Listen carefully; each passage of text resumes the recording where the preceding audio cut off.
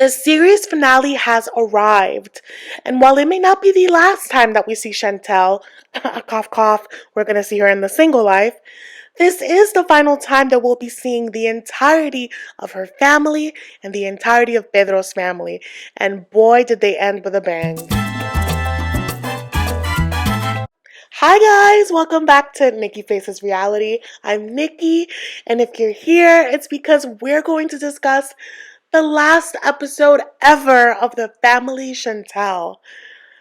Can you believe it? We've been with this couple from the beginning of their love story, and now we are here at the unfortunate end of it. And just in case any of you are new here, I post recaps and commentary on all things 90 Day Fiancé universe. So it does not end with The Family Chantel.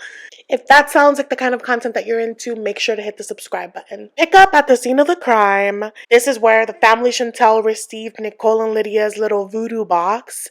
Chantel is riled up, and she was not kidding about going to the Dominican Republic, honey. He saw her roll down her luggage to the car, and she's like, we're going. Karen, on the other hand, says that she sent the curse back to sender. Said that she did her own spiritual magic in burning all of the items and the box, and that it's going to the Dominican Republic and she does not have to head that way. That was her message. And Karen did one last attempt in trying to sway Chantel from going.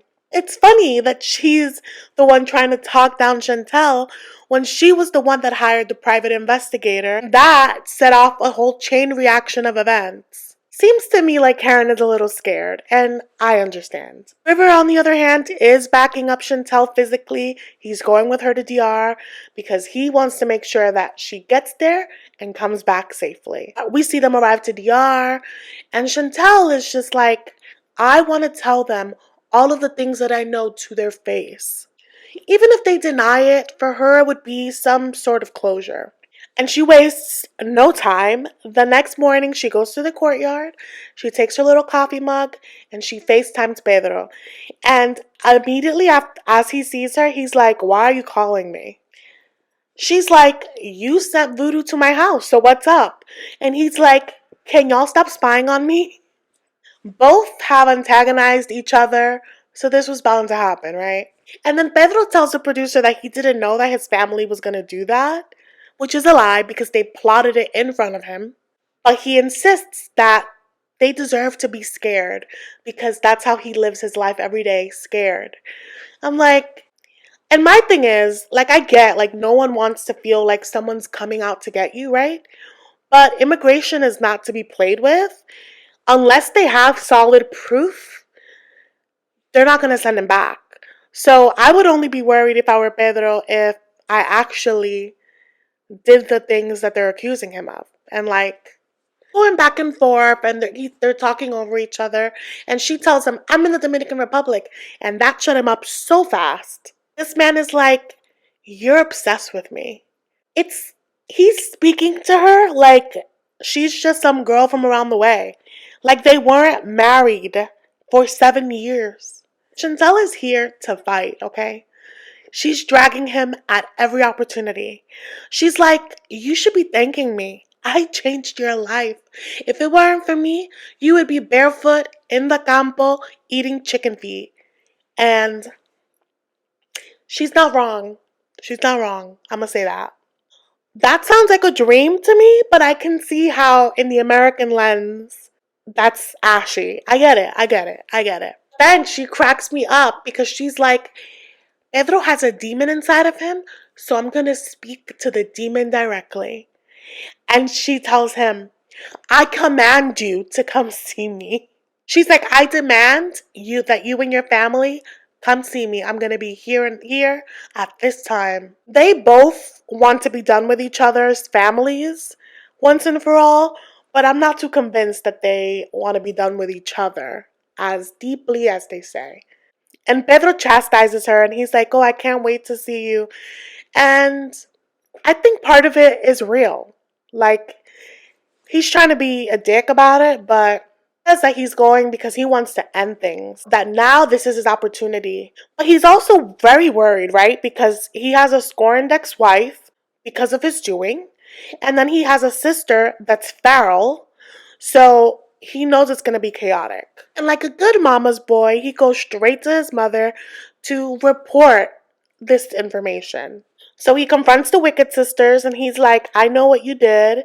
And they're acting like they don't know what he's talking about. He's like, Chantel and her family got your little voodoo gift and they're coming to the country. And they're still like, what? Who? They got what? We didn't do anything.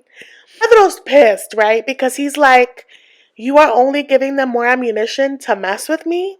But at the same time, he feels vindicated. They were completely gagged at Chantel's balls. I honestly can't tell if they're scared or impressed by Chantel's move. Paul goes on to say that she did that voodoo thing as a way to spook her and as a way to stop her. But she's like, you know what? She deserves payback for all the things that she did to Pedro. And I still don't know what was so horrible that she did to Pedro. I really don't know. And Pedro likes to act like he's so above the drama, but he's the main shit starter. Because as they're all getting ready, he's like, oh, and dress comfortably, like just in case they have to fight. And it's interesting that he poses this as like, oh, because they're shit starters. From what I recall, in every instance that there has been violence, it's been Pedro and his cohort throwing hands. They can't keep their hands to themselves. So if anything, Chantel and her fam should be dressing comfortably. And of course, the vibe is completely different at Chantel's. Yes, there's still the smell of revenge, but different. She has on her little cute revenge black dress. Her makeup is gorgeous, hair is gorgeous, River looks really sharp. It honestly looks like she's going to her sugar daddy's funeral. She looks good. And before we can get to the scene of their meeting, they go back to Pedro's house and we see that Karen calls Lydia. At first, Lydia was looking at her phone like she was getting an interesting call, and I thought it was going to be Scott. And then she answers and it's a woman speaking, and I didn't recognize that it was Karen speaking Spanish. Karen's calling mom to Lydia to confront her about the voodoo box. Karen has been adamant from the start that Pedro and his family have some dark energy. And so right now she feels like, wow, like y'all proved me right. And it's so funny because Thomas only ever says like 2 words and he's always whispering it, but he's always so supportive. As Karen's trying to talk, all of them are yelling at her, laughing at her, ridiculing her. And Karen hung up, which was probably for the best because they weren't going to get anywhere. Chantel and River arrive to the area where the restaurant is, and they're like on this beautiful pathway. And Chantel is starting to get all the feels because she says that this is a path that her and Pedro walked often. And so she's like, this reminds me so much of the beginning of our relationship. It's only fitting that it'll end here too. These two get to the area early and they're saging the place, literally saging the whole area, and then pull out holy water to spray on all the seats because that's the easiest way to get through a demon, through their seat. We see Pedro talking to the producers, saying that he's hurt, that she always thinks that he was using her, and that he's angry, but he's also lamenting the relationship. And that must have been internal because all we've seen from Pedro this whole last 2 seasons is that he's been as cold as ice. But there was definitely not a full come to Jesus moment, but there was definitely the beginning of a shift because we got a little bit of a introspective Pedro this episode, and it was so interesting. Like, I think he was being confronted with the finality of this moment, and yeah, it was just so interesting to see it in his eyes a lot. Like, he's walking towards the table with his gremlin sisters, and the way he's looking at her, it's like eyes locked in on Chantel. And Nicole's immediately on 100, being like, hi, like being fake. And I was dying at Chantel because Chantel's like, Nicole is wearing a mask. Thank God that bitch is wearing a muzzle. She's like, you know what? She's probably wearing a mask to cover a plastic surgery error. That girl has had braces since the day that I met her. So it's been like a million years. River jumps right in because he really doesn't want a small talk, you know? And he's like, we received your voodoo box and that was very disrespectful. Pedro is like, no, y'all are disrespectful with spying on me and trying to get me deported. Chantel's like, I know everything. You didn't love me. You just wanted to be with me because I was part of your plan for your American dream. I know that you didn't defend me when all of them were calling me ugly, and y'all are ugly. And she was like, I know everything. Obed told me everything. And they're like, Obed. And they're like laughing because they're like, ha ha ha ha, Obed doesn't know anything. But it's like, Obed was in your inner circle. And so Nicole, with her broken English, tries to get into what she was talking about. Chantel was bringing up the fact that they all were calling her ugly while she was there and she didn't know Spanish, so she couldn't defend herself. And Nicole was like, you are ugly. You may not be ugly on the outside, but you're ugly on the inside. And Chantel was like, and you're ugly, period. So they're calling each other ugly back and forth. And Chantel was like, take off your mask. Take off your mask. Let me see. Let me see. The whole time, they're like, Chantel, you want to be a victim so bad. And I'm like, I don't think it's fake that she's a victim. Like, she has been a victim of the situation. Whether they plotted for him to be with an American woman, we will never know.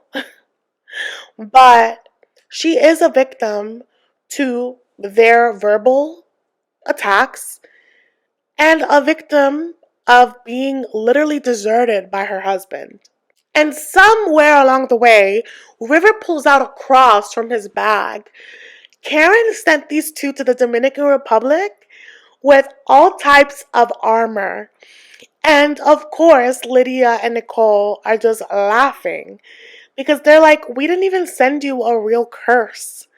And they were just making fun of River and Chantel, which was, this is how we got to the divorce, you guys. Like, it's the families lack sense, and these two didn't have a backbone to defend what they had. But back to the relationship at hand, because these two did a lot of damage to each other, mainly Pedro. Chantel goes in on Pedro about the cheating. She's like, I know that you cheated on me with all of your coworkers. You were dipping in your little dinghy-ling. And he looked at her like she had three heads. He's like, I didn't cheat on you. And she's like, I know you did. And then while she's at it, with her eyes just watering up, she brings up Coraima. She's like, I saw that picture between you two. She brought it up because it was obviously just like the tipping point of things. Of like, you were such a liar and your lies are unraveling. And Pedro's like, look at me. I didn't cheat on you. I never cheated on you. I was in love with you. And y'all, there was a moment that I believed him. And I think Chantel might have seen a glimpse of that Pedro that she used to know because she just rolled her eyes. I would too. Because if anything, hearing him say something remotely loving at this point, it would probably be too painful after all they've been through, especially the kind of divorce that they've had. And he goes on and he's like, when we got together, we didn't have money. Like, no, I wasn't with you because of money. She's like, okay, was it money? Then why were you so mean to me?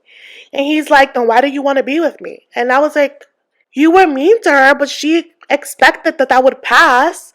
And she was with you and she wanted to be with you because she loved you. She wanted to work at it. And that's what she means. Like, I mean, obviously we only saw a glimpse, but from the glimpse that we saw, it seemed like he was very checked out emotionally, physically. He didn't want to put any work towards it. And Tal was holding on. So he looks at her and he's like, I know I wasn't the best. And she was like, no, you were the worst. And he was like, I was the worst, okay. And then he goes back and he's like, I know I wasn't the best. And she was like, you were terrible to me. And I'm like, you know what? The way that he has been ignoring her this whole time, she needs to get everything out while she has him in front of her. Get it out. Because she's been holding on to all these things for like a year. And so then he gives her this fake apology. And I say fake because Apologies should end with "I'm sorry," not "but anything."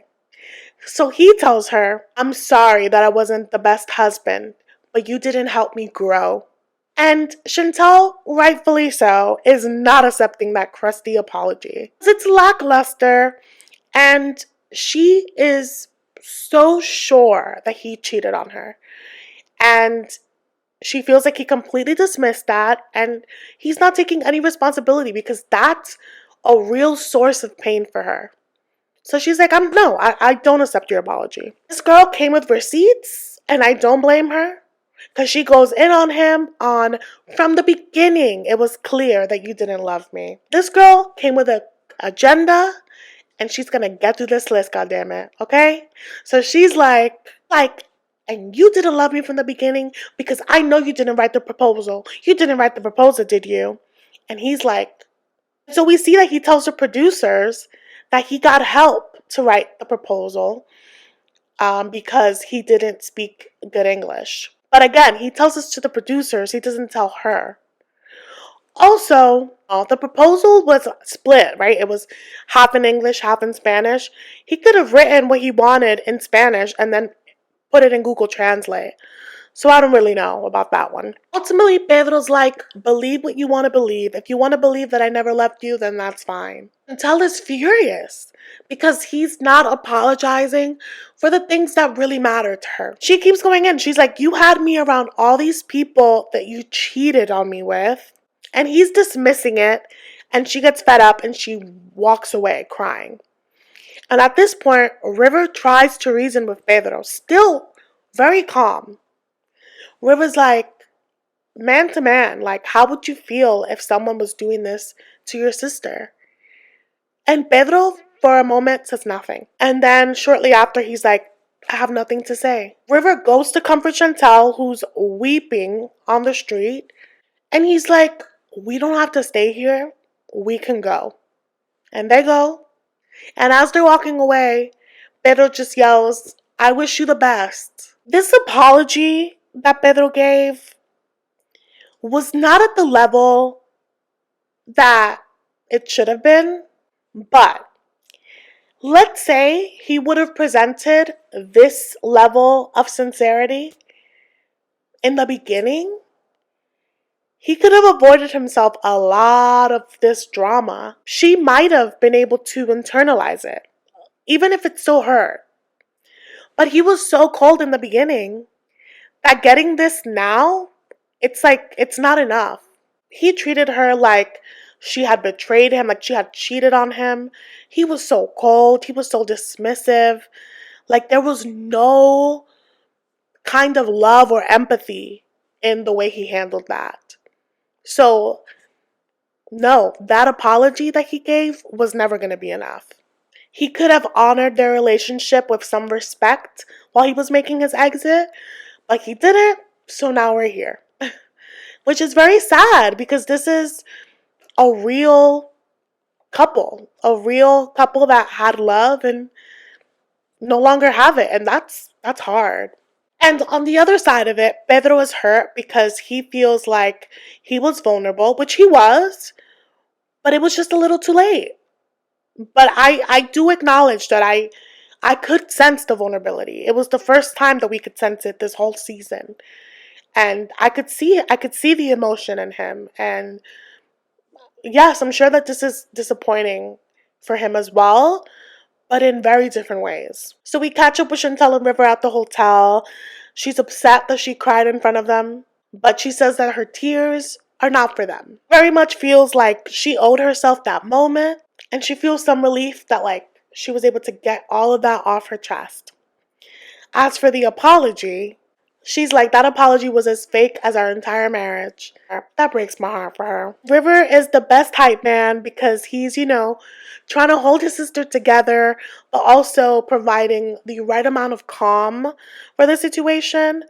I mean, he could have really escalated the situation and he didn't. And as Chantel reflects, she's like, I would like to believe that there was love at one point, but there was definitely not a lot of it because when she sought counseling for them, he wasn't budging on it.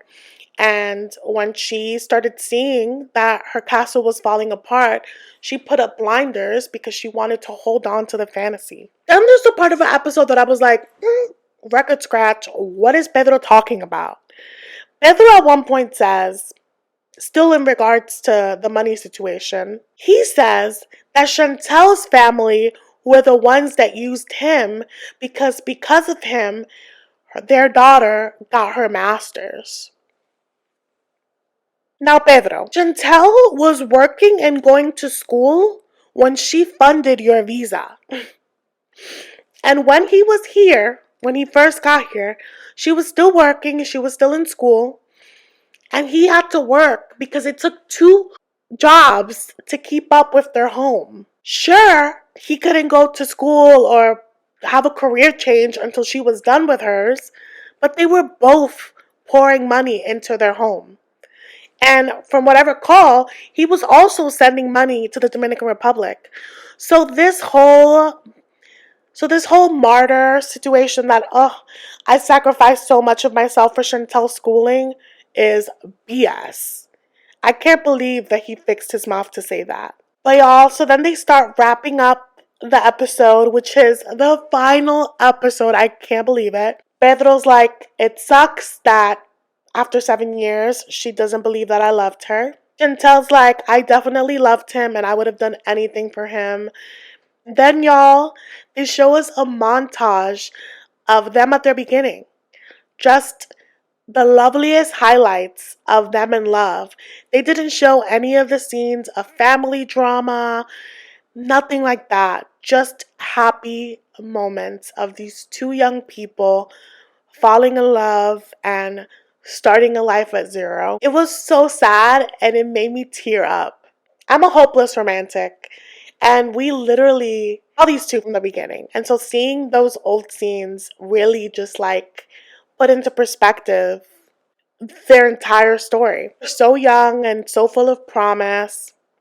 And now they're older, still beautiful, but a bit scarred. I hope that they get the life and outcome that they deserve. I hope Pedro looks back on this and examines him and his family's behavior. I hope he's happy. I mean, from his Instagram, it looks like his real estate career is going well. I hope every time he sells a home, he thinks of Chantel and how she was able to fund his visa on a work-study job. I really do hope. I'm being petty, but I really do hope that Pedro finds happiness. I hope Chantel is also happy. I hope that she finds someone that's compatible with her, but also compatible with her family culture. But the biggest thing after watching them on 90 Day Fiancé, 90 Day Fiancé Happily Ever After, and The Family Chantel, these 2 both need to set stricter boundaries with their families. And I hope that they learn how to communicate directly with the person that they choose to love rather than to spill their business, because honestly, if they'd like, they can just rewatch all the scenes from all their episodes and they'll have a lot to study. Let me know what your thoughts were on watching the last episode ever of The Family Chantel. Can you believe it? I need to know everything. Did it make you weepy too? Did you cry? Because I cried. I want to know everything, so let me know. Thank you guys so much for watching. Please like and subscribe so that you don't miss out on any of my other 90 Day recaps. And I'll see you in the next one.